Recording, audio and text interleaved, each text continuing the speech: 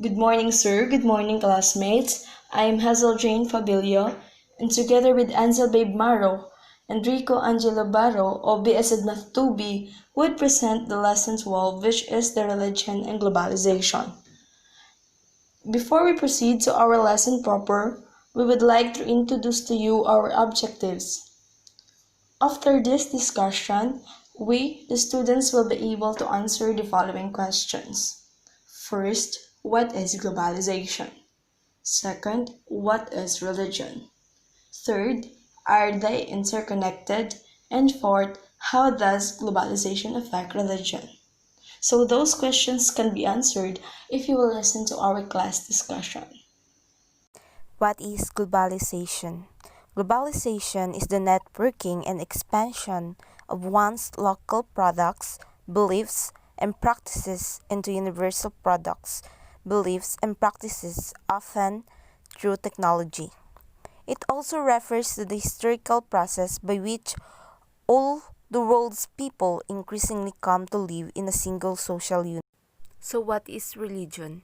Religion is an organized collection of beliefs, cultural systems, and worldviews that relate humanity to an order of existence.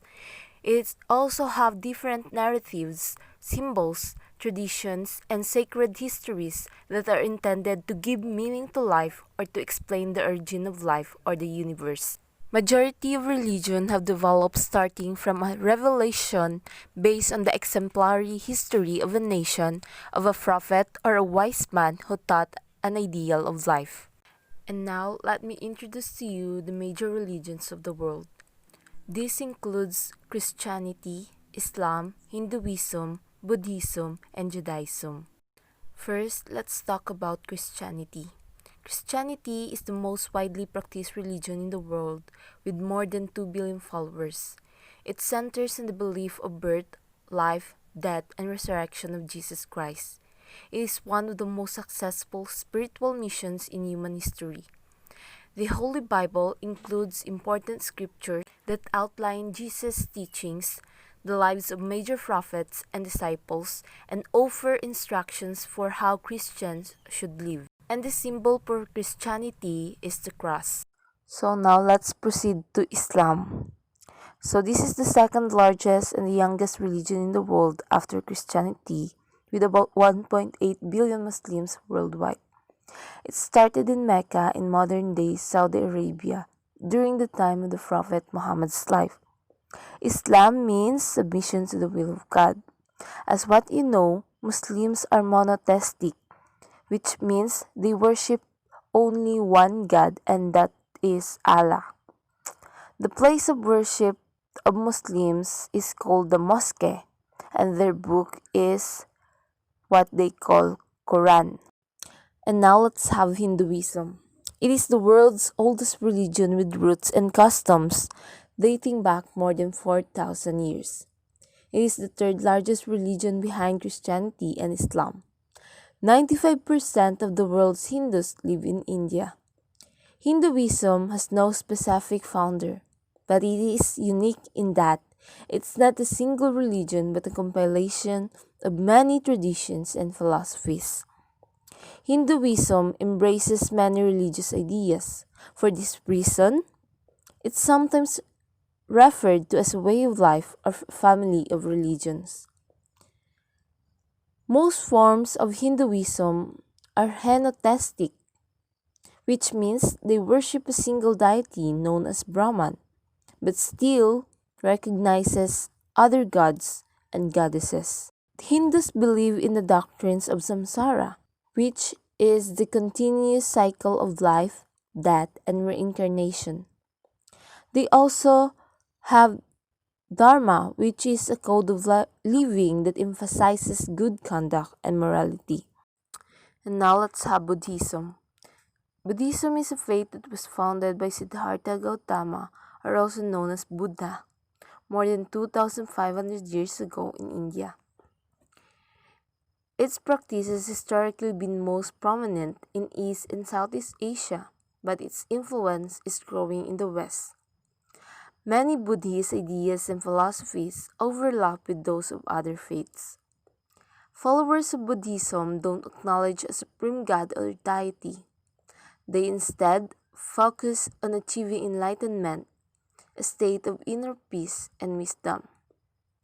When followers reach this spiritual echelon, they're said to have experienced nirvana. The religion founders. Lastly, we have Judaism. Judaism is the world's oldest monotheistic religion, dating back nearly 4,000 years. They believe in one God who revealed himself through ancient prophets. Jewish sacred text is called Tanakh or the Hebrew Bible, and Jewish people worship in holy places called synagogues, and their spiritual leaders are called rabbi. And the symbol of their religion is the six-pointed Star of David. So good day everyone, I'm Rico and today I'm gonna continue to discuss our topic which is the globalizations and religion. So we are already in information age. So religion has entered the information age and has globalized at accelerating rates in the methods religions use for teaching and in belief systems. So what is information age and its impact? Whether related to the globalizations of religion. So, information age is gradually spreading its influence to the realm of religion, namely in the methods religious use for teaching, proselytizing, and in belief system. Particularly noteworthy developments include the fact that it is now possible for any religions to spread beyond national borders, allowing even small new religious movements to engage in overseas proselytization activities and leading to new, hitherto unseen religious developments. This rapid acceleration of the information age is now producing a phenomenon which can be called the globalizations of religion. Tools of uniting people all over the world on religious basis. So we have a lot of tools. First of this is books, including the Bible, Quran, and many other books that related on religions. Movies, as we notice today, there are a lot of movies that related on religions already. And cell phone application also, for example, the Bible apps and many others. Social networks, for example, and Facebooks, there are a lot of pages, groups that related on particular religions, that people sharing their thoughts, their word of God to other people. Charity funds also. Special internet sites. There are a lot of sites already related on religions. Religious schools, mostly in our country, the common is the Catholic schools that mostly founding by certain or a particular religions, and mostly it is private school.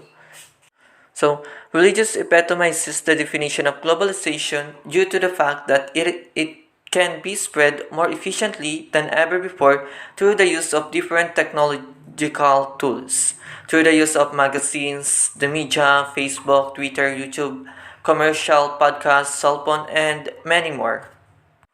So next is the role of religion in the globalization process. So first is the pre-modernists.